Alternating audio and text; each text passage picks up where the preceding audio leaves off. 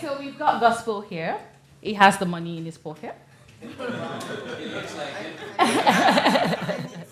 And, one thing I found is a lot of minority-led charities lack information, especially when it comes to grants, bid, fundraising. We're very limited in the information that we have. And this guy has all the information, by the way. So I want you to tell us the opportunities out there in terms of funding.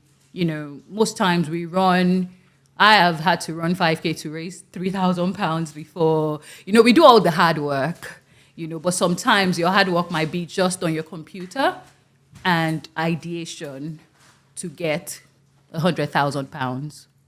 So what are the opportunities out there for people? Well, thank you very much, Tolu, for having me today. Thank you, everyone, for taking the time to be here. Maybe we should just appreciate Tolu first and foremost to say well done for putting this together. Yeah, to answer the question. Okay, fundraising is a very interesting thing, space, and industry to learn more about. Access to finance globally is a central conversation to everything happening right now. Even the Russian-Ukraine war, you need finance. Look at everything that's currently happening right now in the world. Even our personal lives, we need finance. So it's literally very central. So in my own simple opinion, I do not think fundraising should be the luxury of just charities only. As individuals, there should be a way we should begin to think about money, and even at a level to be able to solve the world's problems. And then again, there's this thing we say within the Christian space that you're blessed to be a blessing. And we literally attribute that to having money to be able to do more, Well, I've also come to debunk that, to say that blessed to be a blessing can also mean that you have the strategic framework and the strategic capabilities to be able to raise the money to do work and deliver impact at scale. Because if you've got £10, there's only very limited stuff you can do with £10 ideally. But if you have £50,000, £300,000, you can do way much more with that. So you're actually limited to the level of your information on how to raise the money, not just the money in itself. Because if you know how to raise the money, technically it's just a matter of time you'll be able to raise the money in itself. Now, to speak very closely to the question, within the UK alone, to start with, there's at least up to 9, and I'm not trying to mince words now. The information is right there on the Directory of Social Change website. You can find it there. You have close to £9 billion every year being given out annually to social causes or social enterprises or causes relating to social problems, very generally in the UK. And you've got over 8,000, safe to say, trusts and foundations who are currently working over the clock to ensure that monies are being delivered or given to social causes. And that's in the UK only. In the US, you have about 53,000 trusts and foundations to start with, and over $103 billion going into the, and you all know that the US is always times 10, whatever happens here in the UK, right? So I'm just trying to say that very broadly, there is a market and ecosystem for fundraising. But then again, the challenge has been where to access the finance and how to get it. Yeah. Now, if you run a charity, the first thing you need to think about very closely will be, do you have a fundraising strategy in terms of what you do and how what you do aligns to where the world is headed, and the scale of what you want to do in context to being able to raise the kind of money you want to raise. So for instance now, monies flow in the direction, especially in fundraising, in impact investing generally, monies flow in the direction where the most severe problems are, the most life-threatening or nature-threatening challenges are. So they are literally in grades. I don't know if you get what I'm trying to say. So they don't want to amplify what you're doing in context to the scale of that social problem as the global or local environment evolves. So if you do charity work in climate change, for instance, or net zero and all that, you're more likely going to be open to more funding than somebody who does work in, let's say, a particular very niche strand. I don't know if you get what I mean. If you do charity work within AI space or technology space or governance space or political leadership space, you're more likely going to, if you do work within economic justice, social justice, you're more likely going to have access to more funding compared to someone who may just be doing. And again, it can then be a thing of how you're strategically placed. You may be doing work in any of these areas where there's quite a lot of funding in, but you may just be grassroots. Now, grassroots is good because you want to be able to make impact in the lives of people. But something more strategically worth thinking about is how what you're doing at the moment ties to what we term as systemic change. So it's not enough to do stuff within the grassroots level. At best, you'll just be close enough to the council and you'll be getting with all sense of unity, council funding. And you know, council funding can be like 300, 3K, 400 pounds. Those things actually piss me off when I see those kind of funding. But what I'm trying to say is you can only do so little. You can, do so much at the grassroots, but if you are thinking of fundraising at a very strategic level, you need an element of three things: evidence-based work, community engagement, which is the grassroots element, and then strategic convening or stakeholder convening. The three have to go side. I mean, you can also think of stakeholder convening as policy advocacy or systemic influencing. All right, so you need the 3 yards to go hand in hand, properly in sync with your objectives, to be able to raise good money for your cause. And when I'm talking about good money for your cause, I'm talking about at least, to be very fair, £250,000. See when I said you have the money? And I would say amen to that. But to be very fair, £250,000 and above. But you would not be able to raise that kind of money if your cause is not, it has to be ambitious. It has to be right in the middle of the challenge in terms of how you solve it, not just the problem in itself, but also positioning that solution that you have in a sustainable way that solves the problem and also ensures that that problem doesn't come up again. Or even if it comes up again, there is a sustainable solution to dealing with it. So if you think about youth unemployment, there are many diverse socioeconomic reasons, equity-based reasons why you have youth unemployment. You know, so how are you solving youth unemployment from an angle of not just training young people on digital skills and all that, but actually ensuring that they can land job opportunities and actually ensuring that the policies are designed in the first place to ensure that opportunities are equitable to all. So there's an evidence-based lens to that in terms of you're having your research done, you're working with data aggressively, and you're working with data at scale as well. And then you are also working with the communities. I mean, you're training these young people on the skills they need to know and all that and all that. You're working with the council. The strategic or systemic influencing would mean, are you addressing policy concerns that are creating the problem in the first place?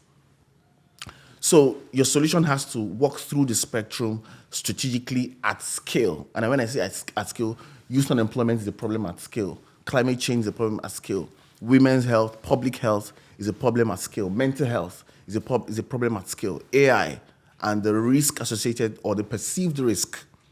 I was in a meeting where we had a lot of people from what you term in quote unquote BAME communities, and there was a lot of pushback when it comes to AI because people don't really understand how technology works, and there's been a lot of fear in the messaging of how that technology works. But there's actually an upside to it, just like you have a lot of safety risk, data protection risk, and all that. But again, because people don't know as much, and you don't have a lot of strategic influence in this space, there is now a cutout by quote-unquote ethnic minorities who are intentionally trying to pull themselves out because they don't trust what an AI solution can do. Yeah. And because of that pullback, you now have it sort of recreating new levels of what we term as AI equity challenges. So because you're not playing the space, the AI can be developed to sort of yank you out of you're yanked off what that AI can do in terms of delivering social livelihoods, improved livelihoods for all. I don't know if you get what I'm trying to say. So part of all of these things we're trying to talk about when it comes to fundraising is that you can only raise as much as you're able to strategically think of the problem you're trying to solve. And secondly, where you can get the best value. Cool. You are the fundraising guy, and one of the things I've learned over the years is, and I'm still learning, is if you're very charity inclined, you tend to use your heart a lot. Yeah. And what I'm learning is that for you to access funding, for you to make real impact, you now have to start to use your head. So I started to talk about head versus heart. Yeah? The heart responds to the needs now. Oh, you're hungry. Oh, take food. How sustainable is that? And that's where the head comes in. And when the head comes in, it helps you think through, helps you think beyond the now solution. And that's when you can build and develop strategic solutions that will give you the kind of funding. A lot of people run charity from a passionate standpoint, which is very good and an essential ingredient when you're starting up. But if you're going to properly raise money, you need to start thinking of, let me not say this way so I don't get misquoted. You need to start thinking of your charity as a business, yes. But it is not a business. Yeah. So you need a business model to drive that charity. Your charity can actually generate income. A lot of people don't know that their charities can actually generate income. Fundraising itself is a commercial, how do I put it? It's commercial. Everything about fundraising is commercial because it's about money, it's about impact. You need to even understand the language of impact investing enough to say, what are the kind of metrics that would move funders to give me money? What are the kind of things funders are looking for? And there are different components to the conversation. So I was going to say, again, linking up back to what Tolu just said, there are at least 4 to 5 diverse areas of raising money. You've got the trust and foundations. So you think of a co-op foundation, think of even the National Lottery. Well, not National Lottery is kind of different because they're more of a statutory body kind of stuff. But you have, let's say, Henry Smith Foundation, you have Clothes Workers Foundation, you have Smith Fairbairn. There are loads and loads of foundations. And when foundations are set up, they are set up with some form of cash to give those money. And their sole purpose is to give that money out to people who are working in the charity or social enterprise space. But they're not going to give that money to everyone. They have pillars, or they have interest areas, or what they term as funding priorities, spaces where they fund. So they're more likely to lend the support, in terms of funding support, to charities who are working in those spaces. And they probably also elevate it to say charities who probably have a turnover of XYZ, or have some form of systemic change involved, or they have a form of blend of grassroots and all that. Now, outside trust and foundations, and also to add that when you think about trust and foundations, there are trust and foundations across different landscapes. So if you do work in education, for instance, you want to think of who are the top 15 or top 20 trust and foundations within the UK that you should be talking to. And they also what we term as intersectionalities. Even if you do work in education, you realize that black people are involved in education. White people are involved in education. Asians are involved in education. So how do you then take that education work, not just for education's sake, but also solve problems across the lines of those intersectionalities? And there are funders who do more funding work on the lines of intersectionalities than on the thematic purpose, as it were. I don't even get what I'm trying to say. So you see funders in race equity who are trying to fund education projects that are sort of improving the learning experience or access to education for black people, improved access to education for black people. And that's a different conversation when you're talking about general education curriculum and all that. So again, part of the strategy to think of, okay, what are the linear pathways to raising those monies? Who would directly fund the education work? And then what are the non-linear pathways? Who would directly fund work in education, but across intersectionalities? Then you have, outside the trust and foundations, you have the corporates. All of the corporates you find in the UK, they all have CSR spending and CSR budget. How much of their CSR budget do you want to have access to, and why? So there is not much, you don't find a lot of people, especially for people from our community, digging in to find out which corporates fund what by virtue of their CSR. And if you know that you're interested to work with some kind of corporates, you also need to find out what are the things that interest them, what are the things that discourages them, what are the things that, slows them to act and all that. Then you want to also look at your strategy, your communications and everything. It's all intertwined. Then you also want to talk about, we don't have the time, so I can't go into all this. You want to talk about high net worth individuals. There are people who have some monies. They call them philanthropists, they call them donors, whatever the major gifts. There are a lot of technical languages for those kind of folks. They're ultra high net worth and fast rising high net worth. The question is, who are the high net worth individuals that you know would like to fund your social enterprise? And you want to lens that in line with who are they, what are their net worth, what's their philanthropic interest like. So you'd actually introduce what we term as what we call prospect research to understand why would this person fund an education piece or an education charity like mine. And there are, quite frankly, a lot of education charities. So, so just like a business, you want to think of your market as well. It's just a lot to talk about, Tolu. Sorry. Yeah, So just like a we'll business, have to you want to bring you think back, of Gospel. you want to think of the market you're playing. How competitive are you in that market? So as I try to say that, whilst you have the heart and you're passionate about it, your go-to market has to be business driven. I'm sorry to say that, but it's the truth. Yeah. Otherwise, you're not going to raise money. We're talking about money here. We're not talking about passion. They're two different things, But you can find a well-aligned middle ground if your strategy is sound and it's, you're probably going about it in a more commercial way than in a passionate way.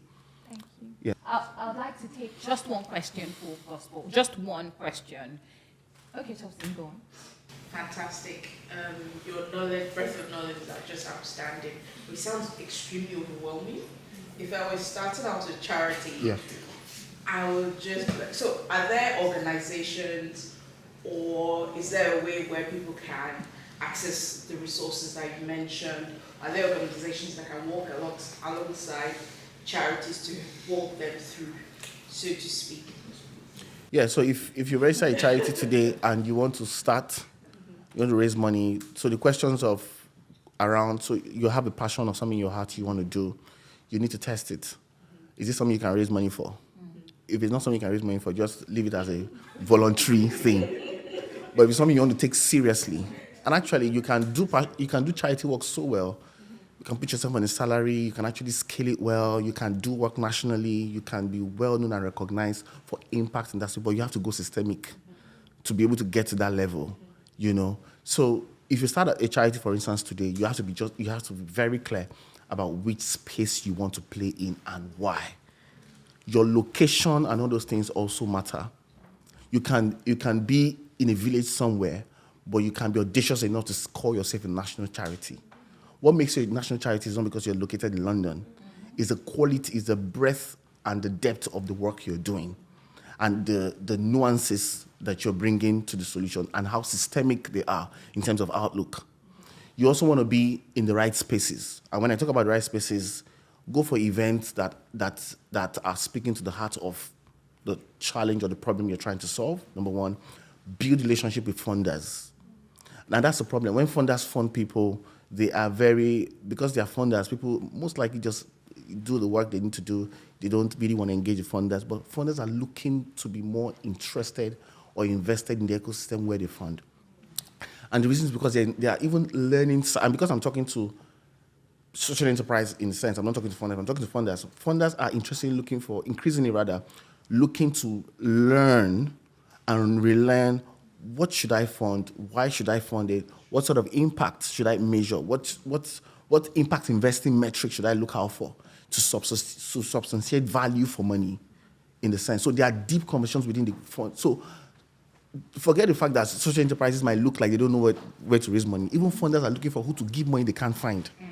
And then if you start your local charity or your small charity, no matter where you start from, you want to think of aiming high. Look for a national funder you can put in an application to today and raise some money that is very, very, in terms of barriers to entry and to accessing that funding, is really low.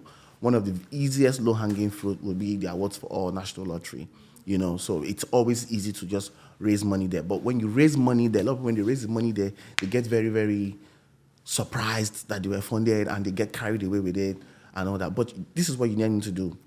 Because another challenge with the ecosystem, particularly from people from our community, is the fact that we under-ask for the funding. So you're so zeroed in to your passion that you don't think your passion is worth 300,000 grand. You don't think your passion is worth £1 million. And in all fairness, because some people have not reached that part of figures in their mindset, they don't believe that they should be asking for that kind of money. Yeah. And maybe also because of the way the landscape is sort of created, but funders want to give more money and they want to work with people they can trust. So trust is actually the currency in the funding landscape. Yeah. They would actually give more funding to you because they can trust you. Let me say it this way. A social enterprise or an enterprise solution, when I mean enterprise solution and social enterprise now, that is weak, less strategic, not so maybe systemic, but the individual running that thing is very trustworthy, will use the fund well, will create impact. that kind of individual will raise more money than an individual who has something really, really rock solid, but doesn't know how to ask for the money, doesn't know where to, you get what I'm trying. So it's actually a game of trust at the end of the day. Now, if you add that trust variable to the fact that you are independently sound and strategic about what you're doing, it's going to be on the next level. So funders are looking for who they trust. They're looking for ways to relearn and unlearn certain things. They've made a lot of mistakes. They're trying to learn it. So understanding that would also mean that you also want to be able to approach these funders with a lot of confidence. And then you profile them accordingly. All right, who are the funders? Who are the top 50? You should have at least an Excel sheet to start with. Forget about the software stuff. Have an Excel sheet of 50 funders you want to approach. Where do they go to? And if you're going to have an event like what Tolu is doing right now,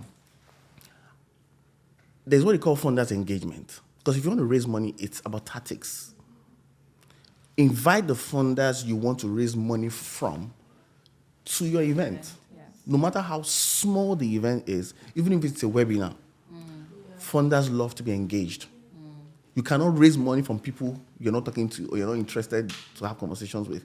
It's not just so the market for bid writing and grant writing is extremely competitive. That it is would I use the word last resort you should think about. You get what I'm trying to say? So the first thing, and I'm trying to actually flip it the other way around, because a lot of people just look for the opportunity and apply for the grant. But what's happening now, because the UK economy, and I'm an economist, so I don't want to answer the question a lot from that side, because if I go there, I won't live here. We even need to leave now. Yeah, so the funding landscape is shrinking.